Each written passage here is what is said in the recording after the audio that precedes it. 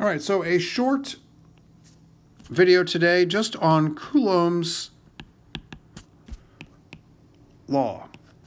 And Coulomb's law is a way of kind of describing electrostatic attractions. That is the attraction of oppositely charged particles for each other. Or you actually can use Coulomb's law to talk about the repulsion of two similarly charged objects. But we'll mainly talk about it from the attractive end of things. And there he is, Charles Augustin de Coulomb. I'm sure I butchered the French, but he is the person who kind of came up with the theory of how these particles interact and to what degree they interact. So we will mainly use this to discuss this concept of how ions stick to each other and with what strength of attraction they have. So you'll recall at the end of the last video, I basically said there's a spectrum, right? If the ion-ion forces are really strong, they are very hard to pull apart, and the substance may not dissolve particularly well in water. If the ion-ion forces are very weak, then the ions are very easy to pull apart, and you tend to get high solubility, and there's a spectrum everywhere in between. And there's also a very, very strong correlation with melting point. So if ion forces are very high, the substance sticks very well together. Not only is it hard to dissolve in water, but it tends to have a very high melting point as well. And at the other end, we have very low melting points when the ions are not particularly well stuck together.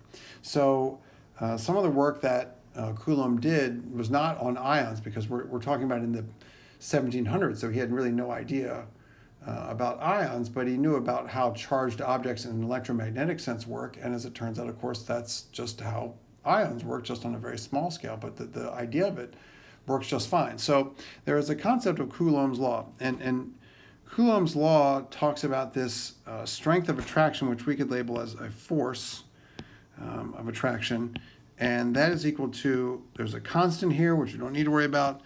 There's Q1 times Q2. These are the two charges. So these are the charges of the two objects, in this case for us, the ions.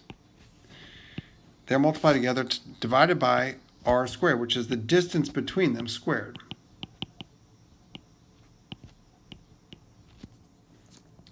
If you get a negative result here, that means there's a strong attraction, because the ions have opposite charges. If you have the same charges and you multiply them together, you get a positive force value. That would mean that there's a repulsion, but we're not going to encounter that, so it doesn't really matter. For us, looking at this mathematically, the simple point is simply that if the charges are greater, and I say greater and just in a magnitude sense, so we'll go ahead and put in absolute value lines there. So if the charges increase, then the strength of attraction goes up, because the objects are more strongly attracted to each other. It's almost like using bigger magnets. So if I have bigger magnets, they stick together more strongly and therefore are harder to pull apart. So things that are 1 plus are very easy to pull apart. Things that are 1 minus are very easy to pull apart in water. And in fact, we'll talk a little bit about this as it relates to what are called solubility rules in the coming days.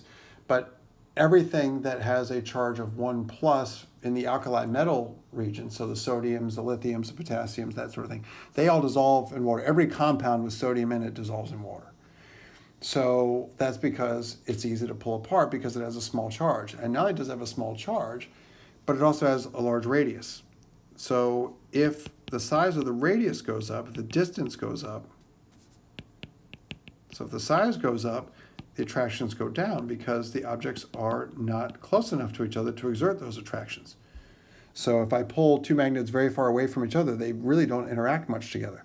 So as the objects get farther away, their attractions get weaker. And obviously that applies to the atomic or ionic radius of the elements that we know something about from Chem 1, but we'll certainly get into in more detail once again. But if you recall, the elements on the very left of the periodic table are the largest. So your lithiums, your sodiums, your potassiums, they're all quite large.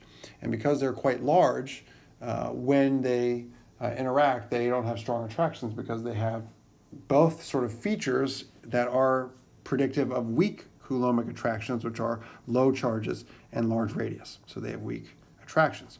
So the alkali metals, oh boy, the alkali metals have low charges. They're just 1 plus with large radii.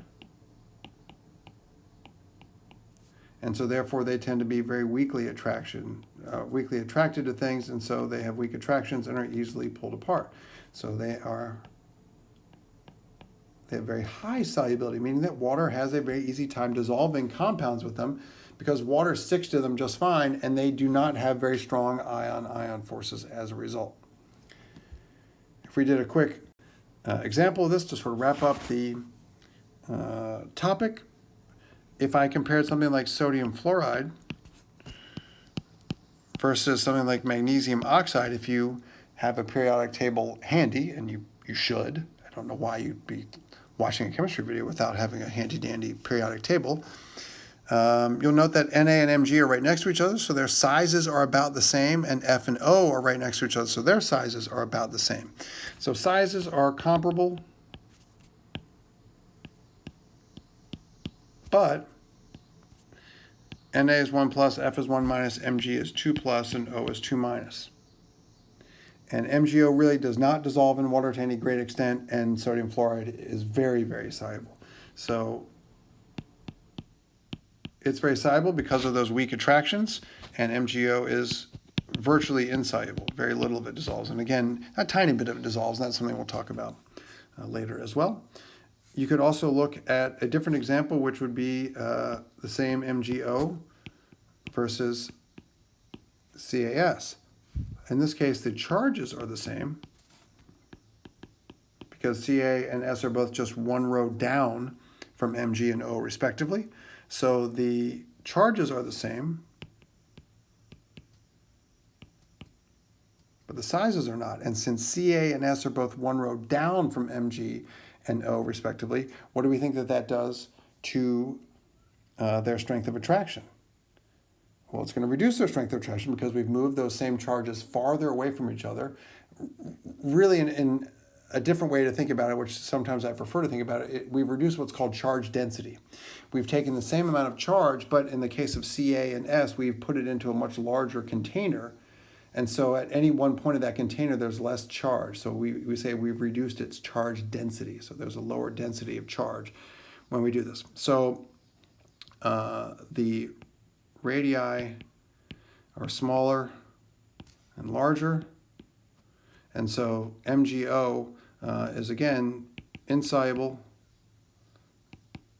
and CaS is slightly soluble. You can dissolve a little bit of it. Not a whole lot, because again, the 2 plus and 2 minus charges are still pretty substantial, but you can dissolve a little bit. If we were to examine the melting points of these two substances, 2852 degrees Celsius versus 2525 degrees Celsius. So more than 300 degrees Celsius difference in the higher melting point for MgO, because again, though they have the same charges, it's a smaller substance, and therefore the ions are closer together or more charge dense, and water would have a harder time pulling them apart in terms of solubility, and heat would have a harder time agitating the particles enough that they'd move away from each other, simply because they're more attracted to each other than Ca2 plus and S2 minus are. So just a little introduction to the idea of Coulombic forces. That'll come up quite frequently, and we'll start to put that in the context of solubility rules going forward. Thanks again for watching yet another video. Still waiting on a good tagline to end this thing, and for now, we'll just see you in the next video. Bye.